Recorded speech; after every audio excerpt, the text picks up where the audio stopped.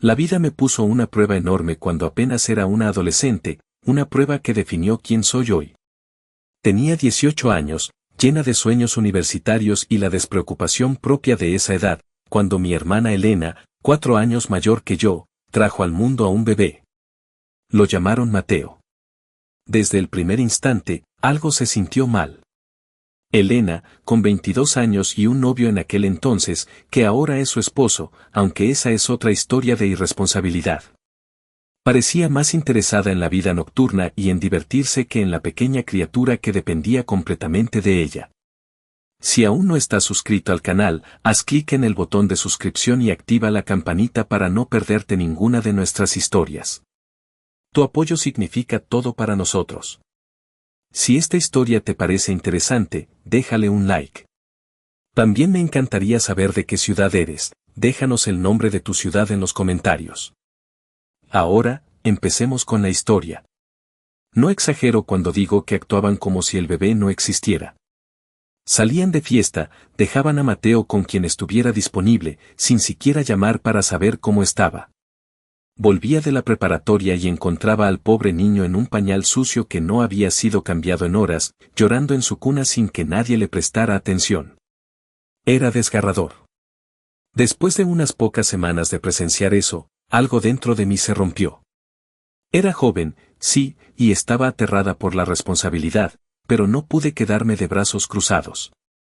Nadie más lo haría. Terminé asumiendo la mayor parte de sus cuidados. La abuela Carmen, que Dios la tenga en su gloria, fue mi ángel. Ella lo cuidaba mientras yo terminaba mi último año de preparatoria. A cambio, yo limpiaba su casa y cocinaba para ella los fines de semana. No era el escenario ideal, pero juntas lo hicimos funcionar. Mis padres no ayudaron mucho. Nos daban unos $100 al mes para Mateo, que era una miseria si alguna vez has tenido que cuidar a un bebé.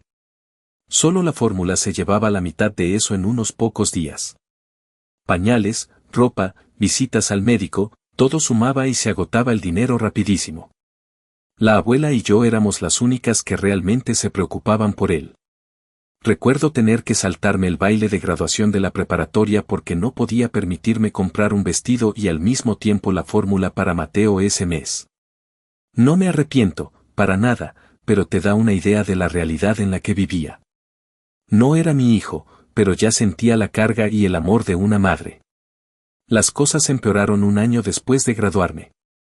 Mis padres decidieron que ya habían tenido suficiente de tenernos en casa. Un día llegué y encontré mis pocas pertenencias empacadas en bolsas de basura junto a la puerta principal. Elena estaba allí, y recuerdo sus palabras exactas como si me las hubiera dicho ayer: ojalá nunca hubiera nacido. Se refería a su propio hijo. ¿Quién dice algo así? Miré la carita de Mateo, tan pequeño, mirándome sin entender lo que estaba pasando, y sentí una punzada de dolor tan fuerte que casi me ahoga. En ese momento, supe que no podía seguir así. Él merecía estabilidad, merecía ser querido. Fui con la abuela a hablar con un abogado de familia. Lo que pasó después todavía me cuesta creerlo.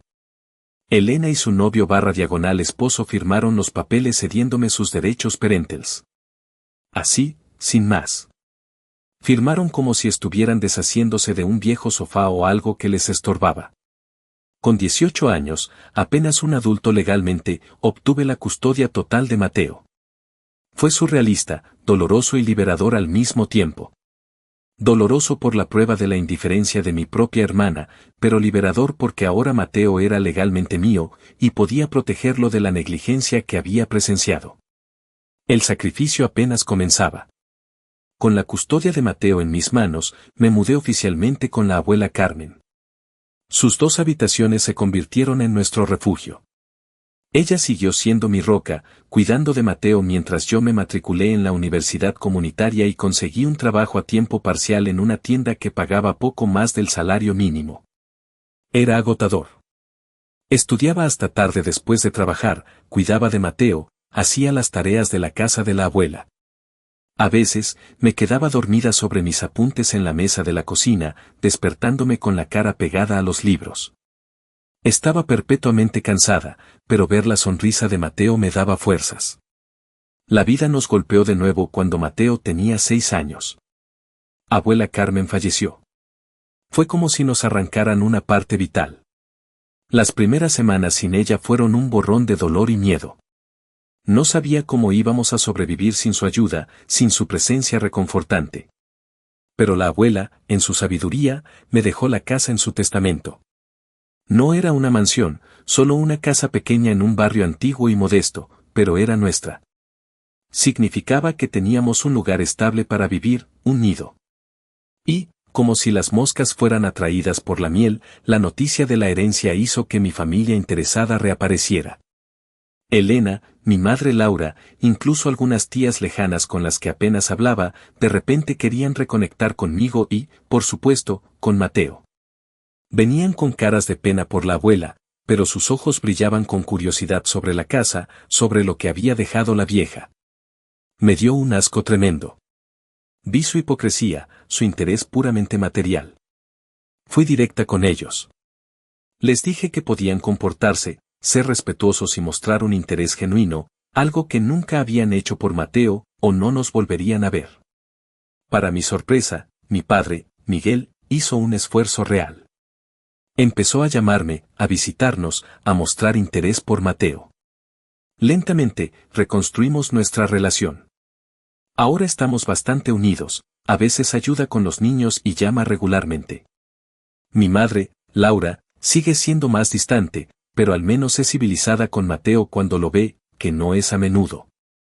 Elena y su esposo desaparecieron de nuevo al ver que no iban a sacar tajada de la herencia.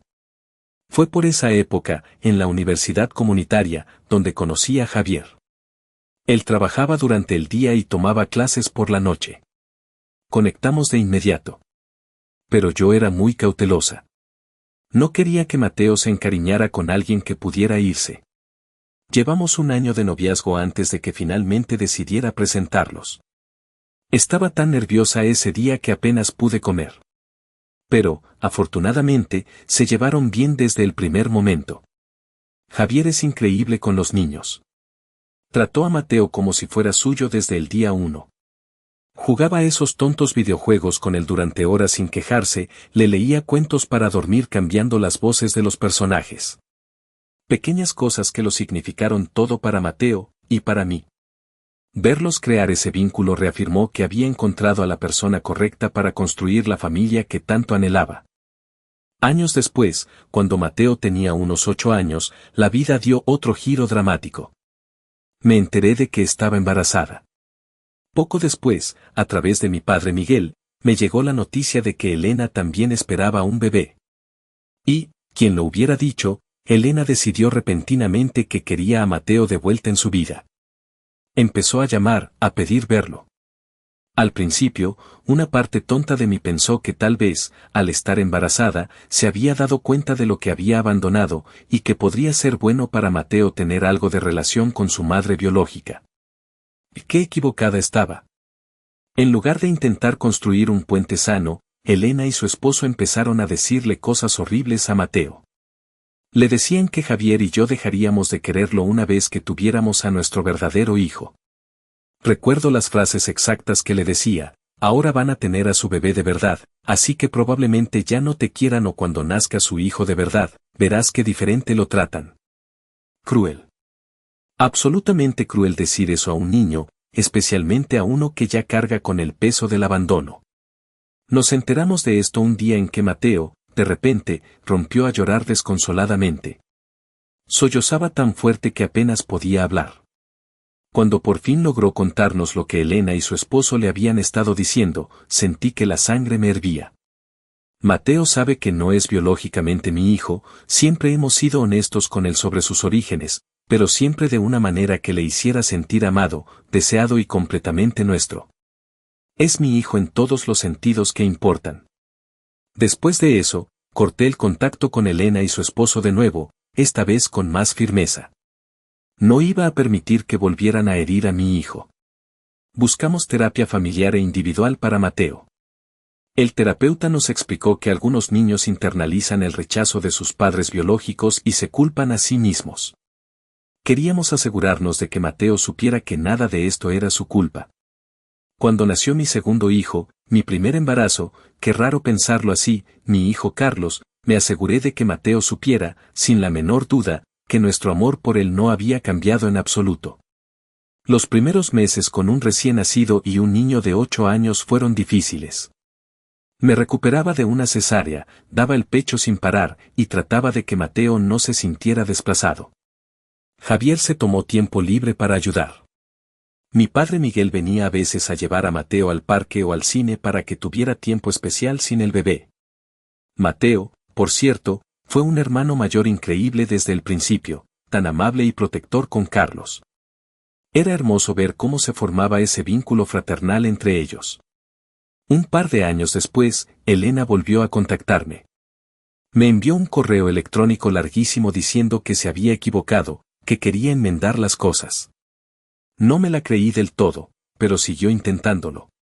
Después de hablarlo con Javier y Mateo, cuya opinión era la más importante para mí, decidimos intentar un contacto limitado.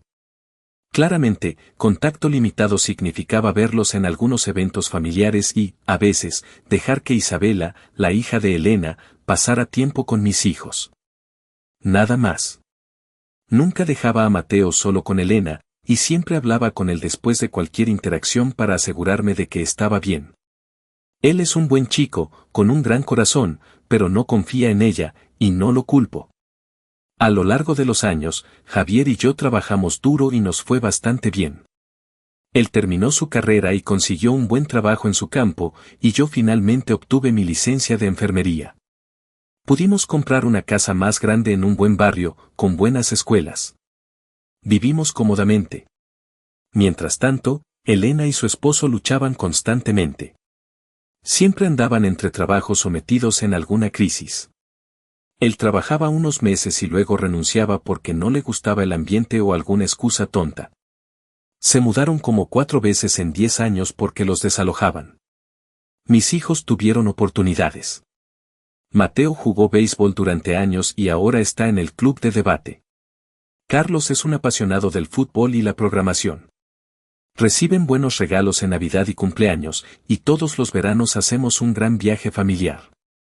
El año pasado fuimos a la playa 2 semanas y alquilamos una casa justo frente al mar. Elena y su esposo no podían permitirse nada de eso. Su hija, Isabela, no tenía muchas actividades ni viajes. Me daba pena por ella, no era su culpa tener los padres que tenía. Cuando Isabela tenía unos 9 años, Elena empezó a hacer comentarios sobre que yo debería pagar esto o aquello para ella. Al principio eran cosas pequeñas, como útiles escolares o zapatos nuevos.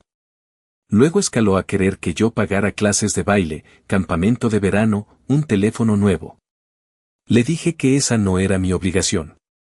Yo le daba a Isabela buenos regalos por su cumpleaños y Navidad, y a veces la llevaba de compras o al cine con mis hijos. Pero ni de cerca la trataba como a Mateo o Carlos. ¿Por qué lo haría? Ellos eran mis hijos. Recuerdo una vez que Elena me llamó pidiéndome dinero para las fotos escolares de Isabela porque se le olvidó que era el día de las fotos y no tenía dinero. Le envié $30 para el paquete básico. Tiempo después, me enteré, quizás por mi padre o por la propia Isabela en un descuido, que Elena había usado ese dinero para comprar cigarrillos y la niña se quedó sin sus fotos. Después de eso, empecé a comprar las cosas directamente para Isabela en lugar de darle dinero a Elena. Una vez, Elena me llamó desesperada pidiendo dinero para pagar el alquiler de último minuto, dijo que si no los desalojaban al día siguiente. Me negué. Sabía que era un pozo sin fondo y que no era mi responsabilidad. Mi tío Ernesto, hermano de mi padre, me llamó al día siguiente, ya que Elena también lo había contactado pidiendo ayuda. Él me dijo, hija, no caigas en sus juegos. Elena nunca cambiará si le arreglan la vida. Es triste por la niña, pero tú ya has hecho más de lo que nadie haría. Su apoyo fue un respiro en medio del drama. Hubo unos años de relativa calma. Nos veíamos en reuniones familiares, intercambiábamos saludos y nos íbamos. Isabela venía a veces a casa y pasaba el rato con Mateo y Carlos. Jugaban videojuegos, veían películas, parecía que se llevaban bien. Carlos, al ser de la misma edad, La ayudaba a veces con las matemáticas, que se le daban mal. No eran mejores amigos, pero había una relación de primos normal, aunque yo a veces notaba en Isabela una mirada de envidia hacia las cosas que tenían mis hijos. No había grandes dramas, solo la tensión ocasional cuando Elena hacía comentarios sarcásticos sobre nuestra casa, nuestro coche, o lo que fuera. Y entonces llegamos al punto de quiebre. Carlos cumplió 17 años. Javier y yo habíamos estado hablando de comprarle un primer coche. Hicimos lo mismo con Mateo cuando cumplió 17, nada lujoso, solo un Honda usado con buen kilometraje y buena seguridad. Mateo tuvo que aportar parte de su propio dinero de su trabajo a tiempo parcial y es responsable de la gasolina y ayuda con el seguro. Ha sido una buena lección de responsabilidad para él. Isabela también cumplía 17 por la misma época. Aparentemente, Elena le había prometido que ella también tendría un coche. El problema, por supuesto, era que Elena no podía permitirse comprarle un coche. Así que me llamó. Así, sin más, de la nada. Con un tono de derecho que me dejó helada. Entonces, Sofía, el cumpleaños de Isabela se acerca y espera un coche, como tuvieron Mateo y Carlos. Pensé que tú podrías encargarte de eso, ya que ustedes tienen tanto dinero. Me quedé atónita, de verdad. Le dije que no le iba a comprar un coche a su hija. No lo había prometido, no era mi responsabilidad. Elena se puso furiosa. Empezó a decir que me creía mejor que ella, que siempre había sido la favorita, que era injusto que su hija tuviera que sufrir porque nosotros éramos tan sofisticados. Le dije que tal vez si ella o su esposo mantuvieran un trabajo por más de 6 meses seguidos, podrían permitirse cosas para su hija. Sé que fue un golpe bajo, pero estaba furiosa por su descaro. Elena se enfadó tanto que dejó de hablarme por un tiempo, lo cual, francamente, fue un alivio. Pensé que tal vez había dejado de lado lo del coche y estaba buscando una alternativa para Isabela. Quizás un plan de pagos o ayudarla a conseguir un trabajo para ahorrar. Ya sabes, lo que hacen los padres normales. Pero no, eso sería demasiado razonable para Elena. Luego llegó el cumpleaños de Carlos. Lo sorprendimos con el coche. Estaba tan emocionado, saltando, abrazándonos. Fue un momento hermoso. Un par de días después, Isabela me llamó gritando y llorando. Me preguntó por qué la odiaba y por qué no podía tratarla igual que a sus hermanos, refiriéndose a Mateo. Dijo que les había dicho a todos sus amigos que le comprarían un coche por su cumpleaños y que ahora iba a quedar como una mentirosa, y todo era culpa mía. Intenté mantener la calma. Le expliqué que las cosas eran diferentes. Mateo es mi hijo, ella es mi sobrina. Yo soy su tía, y nada más. Como tía, mi trabajo es dar regalos de cumpleaños, de Navidad y estar presente en los momentos importantes. Eso es todo. Y entonces, las palabras, duras, impulsadas por la frustración y la verdad que necesitaba oír, salieron de mi boca: Isabela, tienes que entender esto. Mateo es mi hijo. Siempre será más importante para mí que tú. En cuanto dije eso, supe que sonó cruel. Pero era la verdad. Mateo es mi hijo. Lo crié desde que era un bebé. Estuve allí en cada fiebre, cada pesadilla, cada desamor, cada triunfo. Por supuesto que significa más para mí que mi sobrina, a quien veo unas pocas veces al año. Así es como es. Ella empezó a gritarme de nuevo, diciendo que era injusta, y colgó. Luego llamó Elena para regañarme, diciendo que necesitaba hacer más, que estaba jugando a los favoritos y no era justo para Isabela. Le dije que si ella no le hubiera prometido un coche a su hija, o mi dinero a su hija, nada de esto habría pasado. Le dije que tal vez debería intentar ser madre en lugar de esperar que todos los demás mantuvieran a su hija. Han pasado un par de días y estoy recibiendo llamadas y mensajes de algunos miembros de la familia y amigos de Elena, llamándome de todo. Mi tía lejana, la que se interesó por la herencia, me llamó y me dijo que debería avergonzarme por no ayudar a la familia en necesidad. Quise preguntarle dónde demonios estaba ella cuando yo tenía 18 años cuidando a un bebé que no era mío, pero simplemente colgué. Me siento mal, un poco, porque mis hijos crecieron con más y tal vez podría haber ayudado más. Pero un coche, eso es un gasto enorme. Y Isabela no ha hecho nada para ganárselo. Mateo y Carlos mantuvieron buenas notas, hicieron tareas en casa y tuvieron trabajos a tiempo parcial. Demostraron responsabilidad. Isabela apenas aprueba sus clases y nunca ha trabajado un día en su vida, que yo sepa. Mi padre Miguel, al enterarse de todo el alboroto, me llamó. Estaba frustrado por Elena y mi madre Laura. Mi tío Ernesto también me llamó, apoyándome firmemente. Hiciste lo correcto, Sofía, me dijo. Es triste, pero esa parte de la familia es un barril sin fondo de problemas y expectativas irreales. Su apoyo significó mucho, al menos no estaba sola contra toda la familia. Después de la explosión familiar, me sentía agotada y con una mezcla de frustración y una pizca de culpa por la crudeza de mis palabras hacia Isabela. Aunque sabía que eran ciertas, dolieron. La situación con mis padres también me pesaba. Mi padre Miguel me visitó, parecía mayor, cansado.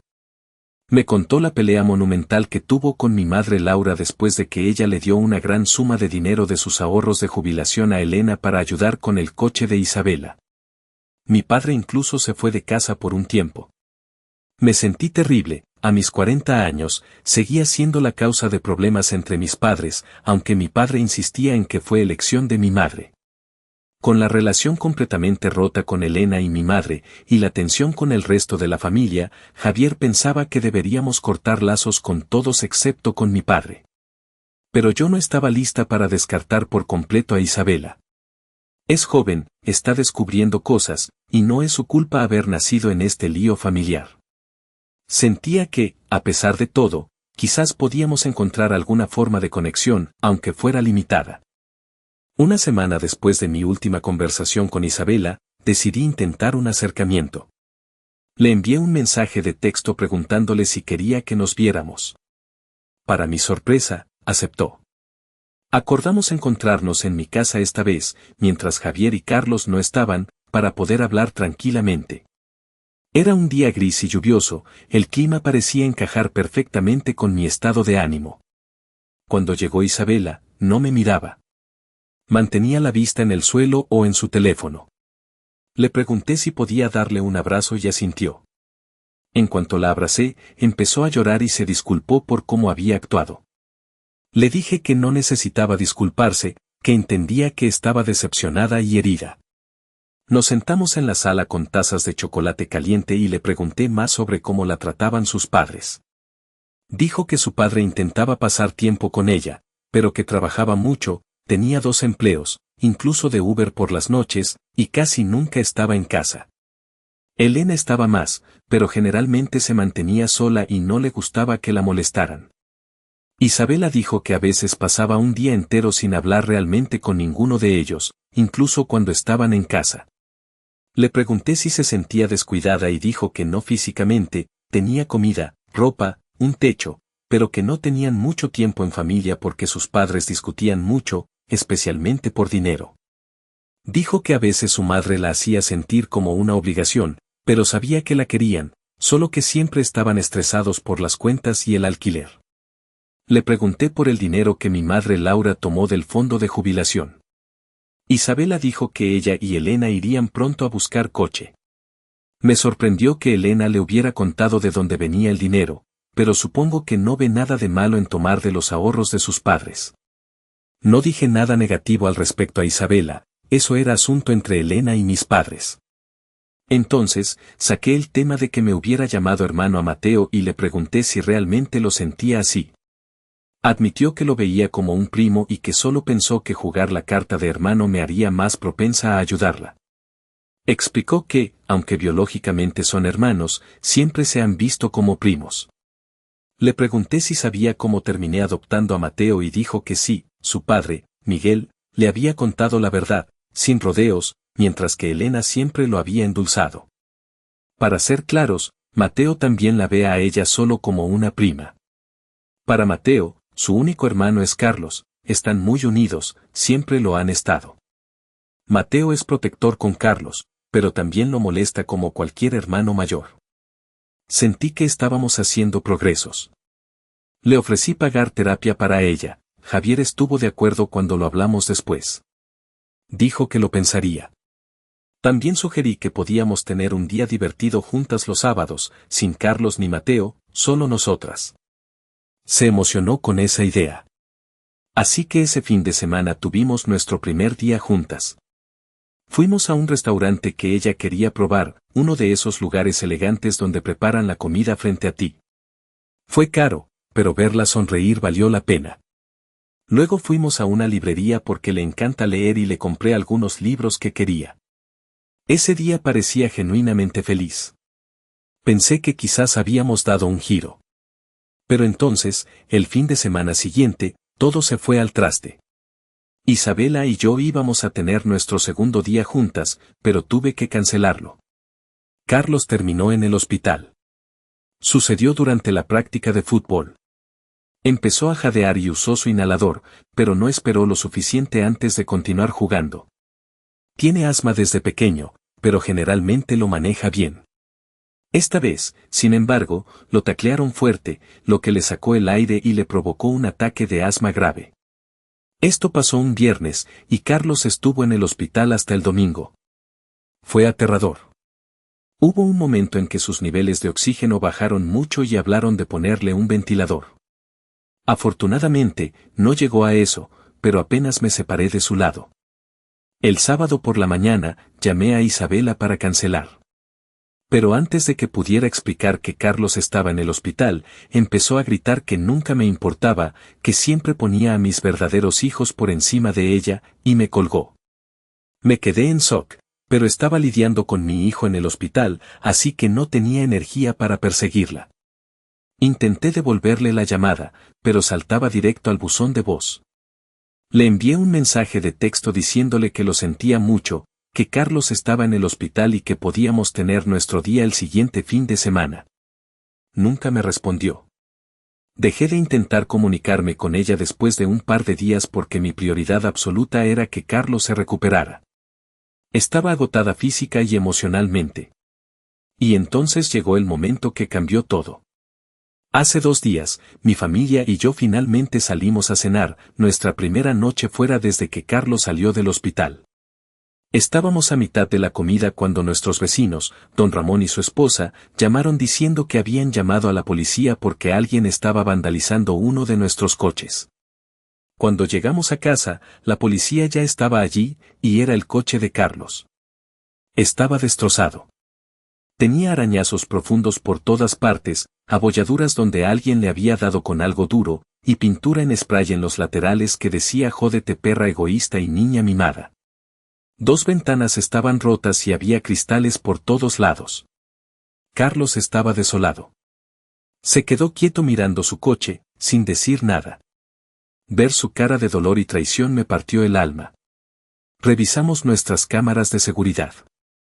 Gracias a Dios por Javier, que insistió en instalarlas el año pasado. Pudimos ver claramente a Isabela y a una chica que no reconocí, que luego supe era su amiga María, vandalizando el coche. Se reían y se tomaban fotos mientras lo hacían. La marca de tiempo mostraba que pasaron casi 20 minutos destrozando el coche antes de que don Ramón los viera y llamara a la policía. Javier le dio una copia del video a la policía.